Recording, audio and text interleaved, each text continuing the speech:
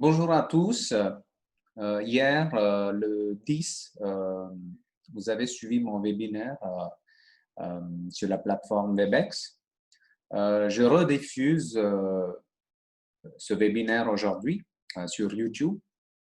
Alors, le titre, ce sont les stratégies pour une idéation efficace en classe de FLE.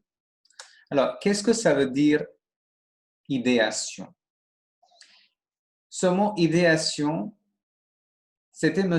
John Stuart Mill, le philosophe, logicien et économiste. C'était lui le premier à mentionner ce mot. Ce mot vient de l'ancien verbe français idéer, c'est-à-dire le fait de générer des idées. Alors, idéation, dans le contexte de notre atelier, c'est complètement différent. Normalement, si vous avez surfé beaucoup sur Internet, c'est dans le contexte de design. Essayer de faire un brainstorming pour avoir plusieurs designs. Mais dans notre atelier, c'est complètement différent. Je vous explique le contexte. Quand l'apprenant produit quelque chose en classe de FLE, il fait appel à ses connaissances antérieures et il réfléchit, mais il ne trouve pas d'idée. Il se semble un peu perdu. Alors, cet atelier essaye de résoudre le souci de générer les idées lorsqu'un apprenant produit à l'oral ou à l'écrit. Alors, pourquoi cet atelier? Il y a deux objectifs de cet atelier. Le premier, lever les blocages d'un apprenant en phase d'une production orale ou écrite. Deux, démontrer les astuces, les stratégies pour faire générer les idées.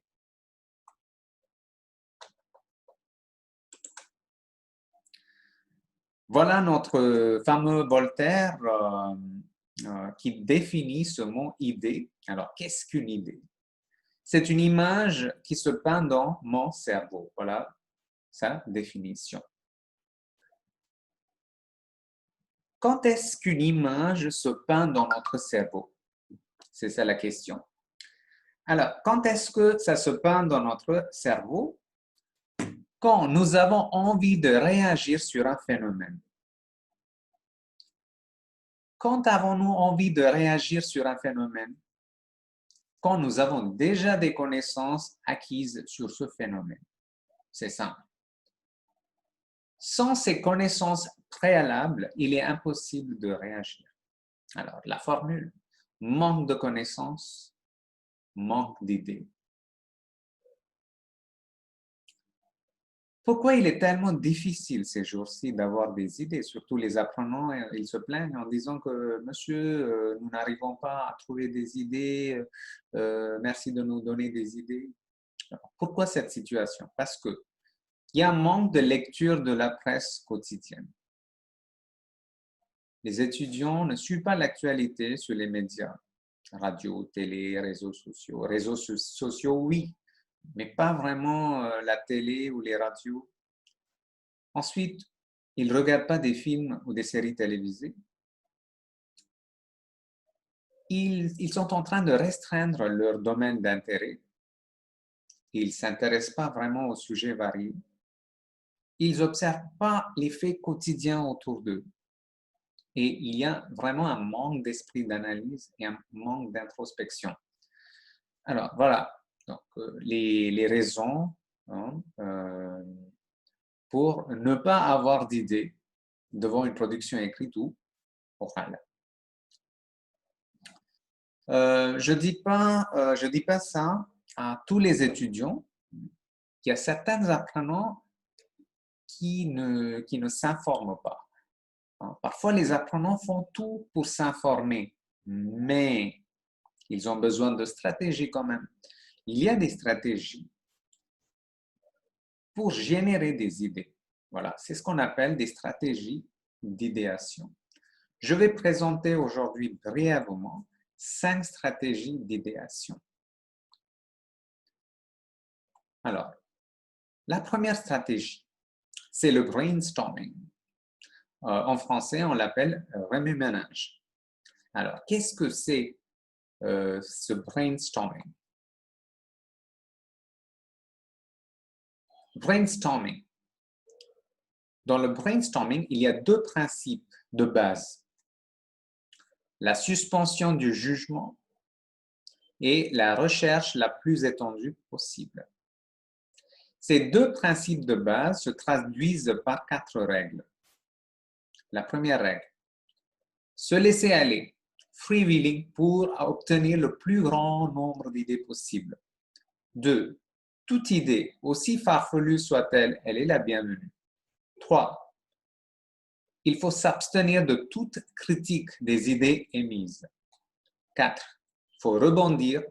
En anglais, on appelle ça hitchhike. Il faut rebondir sur les idées exprimées. Toute combinaison ou amélioration est la bienvenue.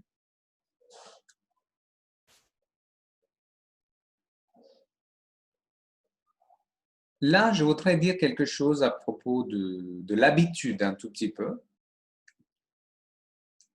Ces jours-ci, les étudiants, ils n'ont pas vraiment cette habitude de réfléchir en classe ou à la maison. Ils ne font pas beaucoup d'exercices de réflexion. Ils sont en train de chercher des idées sur Internet, mais eux, ils ne réfléchissent pas.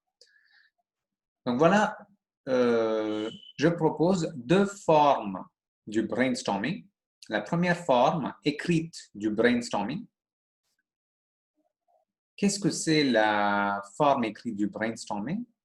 C'est faire plus d'exercices de brainstorming en classe, parfois par des activités ludiques aussi. Exemple, projeter un minuteur et demander aux apprenants de noter en 2 minutes les avantages d'une télé. Donc, l'important, c'est que il faut qu'il y ait une contrainte du temps pour donner des meilleurs résultats. La deuxième forme du brainstorming, c'est la forme dessinée du brainstorming. Donc, on peut demander aux étudiants de coller des feuilles sur le mur et on peut leur demander de faire dessiner leurs idées en 5 minutes. Donc, il peut y avoir plusieurs variantes. Donc, il faut créer une habitude de réfléchir en classe à travers plusieurs techniques. Le brainstorming est une technique importante pour activer cette réflexion. Je vous donne un exemple de cette habitude. Les journalistes qui rédigent souvent des articles ont révélé leur technique de générer les idées. C'est le fait de se mettre au même endroit, à la même heure, et ils ne font que la même chose, réfléchir. Quand la réflexion devient une habitude et si le journaliste élargit ses connaissances, il a des milliers d'idées. La réflexion devrait devenir une habitude. C'est ce que je voudrais souligner. Aujourd'hui, on va prendre un sujet pour réfléchir ensemble. Faut-il interdire l'alcool dans votre ville? C'est un sujet très, très célèbre en Inde, surtout dans la ville où je vis, Pondichéry. Alors, prise de position. Est-ce que je suis d'accord? Non, je ne suis pas d'accord. 3, je suis partiellement d'accord. Donc, j'ai 3 prises de position. Je prends une position, oui. Et je dois faire un brainstorming. Alors, comment je fais le brainstorming? Je me pose la question, pourquoi j'ai dit oui? Oui, il faut interdire parce que, alors, j'ai des arguments. 1, 2, 3. Donc, je commence à faire le brainstorming. Voilà un petit exemple de brainstorming que les étudiants ils peuvent faire. Un petit jeu de brainstorming pour vos étudiants. Versez vos idées, niveau B1, B2. Consigne. Le train part dans 2 minutes. Vous devriez dire votre amour à votre copain ou copine. Vous devriez écrire les différentes façons de dire votre amour sur une feuille de papier dans 3 minutes. Celui ou celle qui rédige plus de façons gagne. Voilà, une activité ludique et en même temps qui active le cerveau, qui fait réfléchir. Alors, à vous, lorsque vous regardez cette vidéo, vous pouvez le faire à la maison. Tapez sur votre document Microsoft Word les avantages de cet atelier. Essayez de faire un petit brainstorming ou sur un autre sujet. Donc, prenez 3 minutes, essayez de faire un peu de brainstorming, essayez la forme écrite du brainstorming, essayez la forme dessinée du brainstorming que je viens de dire. Donc, vous allez comprendre ce que ça donne. Maintenant, on revient à la stratégie de associer. Alors, associer, c'est une technique puissante. Lorsqu'on essaie de rédiger des arguments, on peut essayer d'associer des éléments pour faire un argument complet. C'est-à-dire, on peut créer un petit trio de raisonnement en associant. Par exemple, le sujet qu'on vient de discuter, pourquoi faut-il interdire l'alcool dans votre vie? Alors, élément 1, consommation excessive de l'alcool. On essaie de lier cet élément avec conduire en pleine vitesse et on obtient le troisième élément, accident routier. Voilà. Donc, on essaie de lier deux éléments avec le troisième élément. Pareil, un autre exemple, vente d'alcool, on essaie de lier cet élément avec consommer sans modération, excessivement. Et qu'est-ce que ça donne? Des problèmes de santé. Donc, vous pouvez essayer de faire des trios de raisonnement comme ça en associant des éléments. Voilà, une autre stratégie. Parfois, vous pouvez créer des associations intelligentes et absurdes, parfois drôles, vous pouvez faire. Juste pour activer le cerveau, activer pour recevoir le maximum d'idées. Par exemple, l'alcool, on essaie de lier le terme alcool avec sécurité routière. Alcool avec santé, alcool avec viol ou vol, alcool avec divorce, alcool avec philosophie, alcool avec poésie. Donc, ça va vous donner plein d'idées.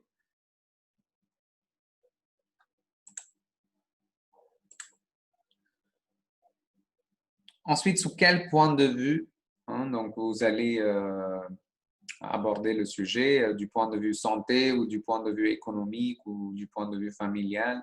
Donc, vous pouvez réfléchir de cette façon aussi. Voilà la technique associée. Maintenant, on entre dans la stratégie numéro 3, mind mapping. Alors, qu'est-ce que c'est une mind map?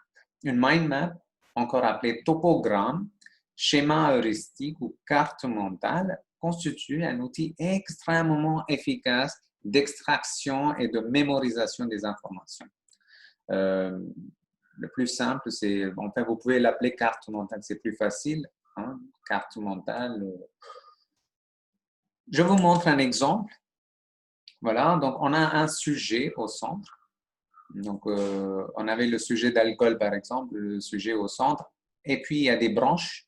OK, donc il y a des idées. Et après, il y a des sous-idées, il y a des rameaux, vous voyez sur l'écran. Donc, je vous montre un exemple à partir de notre sujet. Interdiction de l'alcool, voilà, oui, non, partiellement oui. À partir de oui, vous avez deux rameaux. Problème de santé, sécurité routière. Donc, c'est un petit exemple. Vous pouvez essayer d'élargir, OK, faire un grand arbre, une mind map extraordinaire, vous pouvez le faire en classe. Voilà la technique de mind mapping qui pourrait être utile lors de la réflexion des idées, lorsque vous voulez rédiger quelque chose à la maison. Donc, les étudiants, ils vont aimer ça, c'est clair. Stratégie 4, c'est l'outil Scamper. Donc, c'est un outil Scamper S, OK, pour substitute, OK, C pour combine, A pour adapt, M pour modify, magnify, minify, P pour put to another use, E pour eliminate et R pour rearrange, reverse. Je vous explique ça en français. Alors, S pour substituer, C pour combiner, A pour adapter, M pour modifier, P pour produire, E pour éliminer, R pour renverser. Alors, cette technique, pourquoi on l'utilise? C'est pour l'extraction des idées. C'est pour faire générer les idées. Je vous montre un exemple à partir de notre sujet. Alors, c'était quoi notre sujet? Faut-il interdire l'alcool dans votre ville? Alors, l'alcool, c'est l'élément principal. Alors, j'essaie de substituer l'alcool avec autre chose. Pourrait-on vendre autre chose à la place de l'alcool? Une boisson sans alcool. Voilà, je trouve un argument à partir de la substitution. C. Combiner. Alors, j'essaie de combiner l'alcool avec les repas huileux. Et ça donne une santé désastreuse. Donc, j'essaie de lier deux éléments, OK, pour avoir un troisième élément un peu pareil comme la technique associée. A. Adapter. Alors, comment pourrait-on l'interdire en créant de nouveaux revenus? Donc, adaptation. M. Pour modifier. Comment pourrait-on minimiser la vente? Minimiser, maximiser. P. Produire. Comment pourrait-on conserver une grande quantité d'eau? Produire des moyens pour l'agriculture. Donc, produire. E. Éliminer. Comment pourrait-on réduire le nombre de magasins de liqueurs? Alors, on essaie d'éliminer finalement tous les magasins de liqueurs. R. Renverser. Comment fermer les magasins en faisant une taxation élevée? Alors, la façon de réfléchir, ça va changer pour chaque sujet. Hein? Donc, vous ne pouvez pas aborder de la même manière. Donc, pour chaque sujet, il y a un processus complètement différent. Mais la technique Scamper, ça va être utile pour vous dans l'extraction des idées. Maintenant, nous avons la stratégie 5. Réfléchir via des réflexes. Alors, c'est une technique liée à l'émotion. Alors, quelles sont les étapes? Lorsque vous abordez un sujet, vous avez un sujet, faut-il interdire l'alcool dans votre vie? Alors, tout de suite, vous essayez de vous connecter émotionnellement au sujet. Vous attendez 2 secondes. Qu'est-ce que c'est? Est-ce que ça me touche? Alors, vous vous connectez à cette émotion, vous observez l'affirmation, la question, emmenez cette émotion au cœur, amplifiez cette émotion, activez votre réflexe via l'émotion et recevez l'idée. L'essentiel, c'est que vous vous connectiez avec votre propre émotion. Et vous avez tout de suite une idée qui tombe. Et après, vous essayez de produire votre idée ou votre avis. Alors, je montre un autre sujet. Faut-il interdire le port des jeans aux universités indiennes? Alors, tout de suite, quand vous voyez ce sujet, vous avez un réflexe immédiat. Un grand non. C'est notre droit. Nous sommes au 21e siècle. Non, c'est impossible. Donc voilà, c'est ça le réflexe immédiat. Vous vous connectez à cette émotion et vous avancez. Maintenant, essayez de vous connecter au même sujet émotionnellement, amplifiez cette émotion reçue et réagissez tout de suite grâce à cette émotion intense que vous éprouvez après l'écoute du sujet. Vous pouvez prendre n'importe quel sujet et vous essayez de vous connecter émotionnellement. Voilà donc les 5 stratégies qui vont vous aider à générer le maximum d'idées. Pour terminer, j'ai une petite citation que j'ai formulée. Lancez le dé dans votre esprit, l'idée naîtra. Semez la curiosité dans votre esprit, un avis paraîtra. Bon courage et bonne soirée. Merci de votre attention.